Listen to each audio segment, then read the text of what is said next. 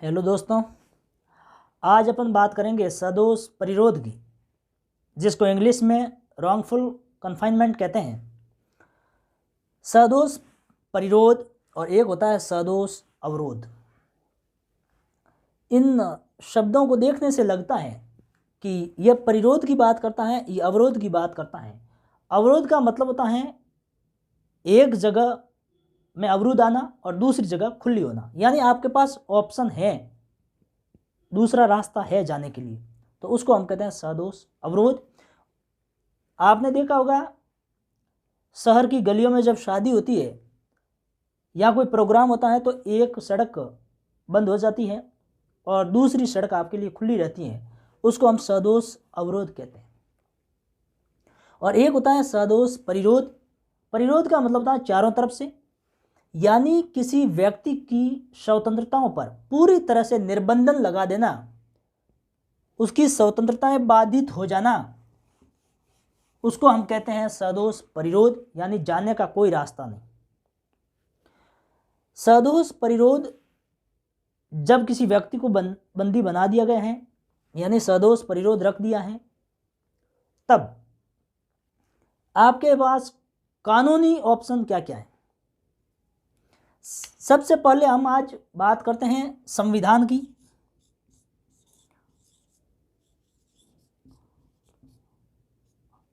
और संविधान के आर्टिकल 32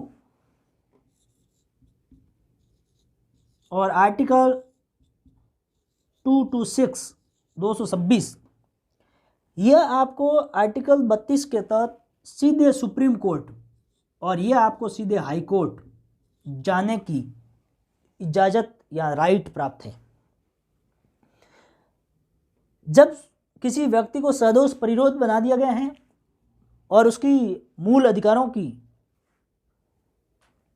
जो अधिकार है वो बाधित हो जाते हैं, तो वो व्यक्ति आर्टिकल 32 के तहत सर्वोच्च न्यायालय में और 226 के तहत हाईकोर्ट में एक रिट दाखिल करता है। उस रिट का नाम है बंदी प्रत्यक्षीकरण, जिसको हेबियस कॉर्पस कहा जाता है।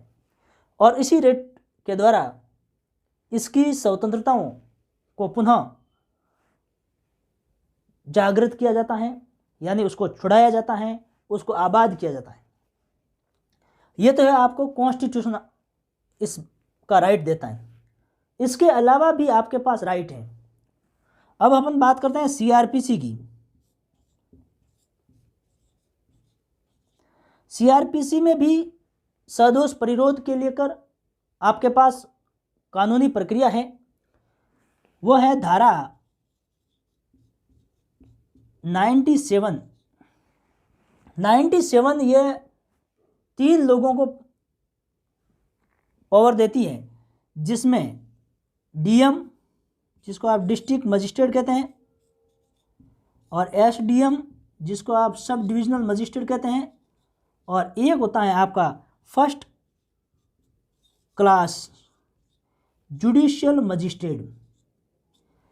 ये 3 लोग किसी सदोष परिरोध व्यक्ति को छुड़ाने के लिए तलाशी वारंट जारी कर सकते हैं। डीएम, एसडीएम और फर्स्ट क्लास जुडिशियल मजिस्ट्रेट, इन 3 के पास ये पावर है कि वह सर्च वारंट जारी करें और उस व्यक्ति को खोजने के लिए, और जब वो व्यक्ति को खोज लाते हैं तब जितना जल्दी हो सके मजिस्ट्रेट के समक्ष पेश किया जाएगा, यानी इन न्यायाधीशों के सामने लाया जाएगा।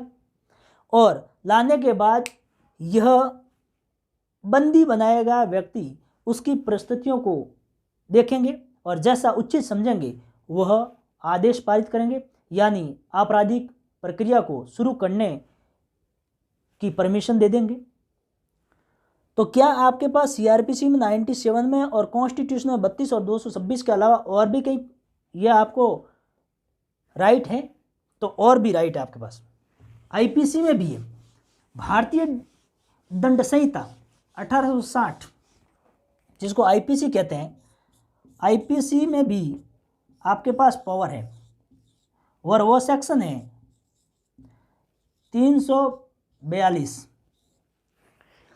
सेक्शन 342 में ये लिखा गया है कि किसी व्यक्ति को सदोष परिरोध कर दिया गया है तो करने वाले के विरुद्ध आपराधिक मुकदमा चलेगा और 1 साल की सज़ा और 1000 रुपये तक का जुर्माने का प्रावधान किया गया है। यानी यह एक दंडिक प्रक्रिया भी है, आईपीसी में दंडनीय अपराध कह सकते हैं आप।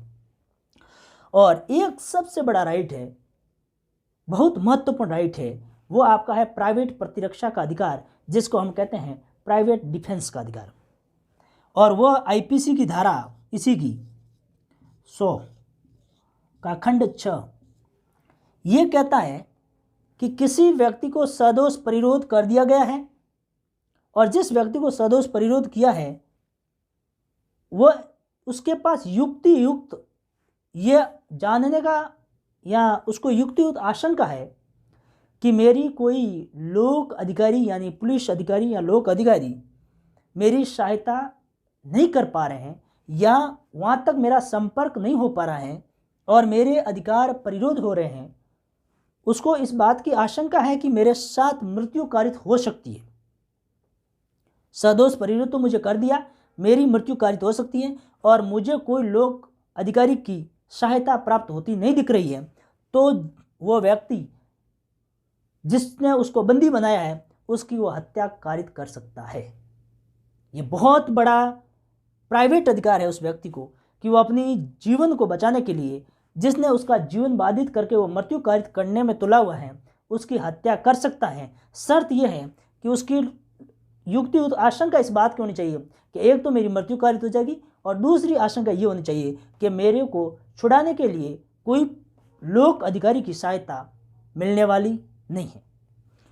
तो क्या आपको एक जेल भेजा जाता है तो वो भी आपका सदोष अवरोध है, उसका अधिकार आपको नहीं मिलेगा क्योंकि वो न्यायिक आदेश से आप जेल जाते हैं।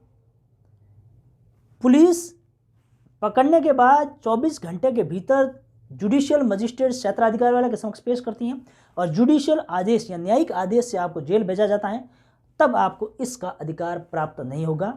ऐसा ना हो कि आप जेल चले गए और कह दो सदोष अवरोध है, नहीं, वह न्यायिक आदेश है, वह आपके इसके भीतर नहीं आता है।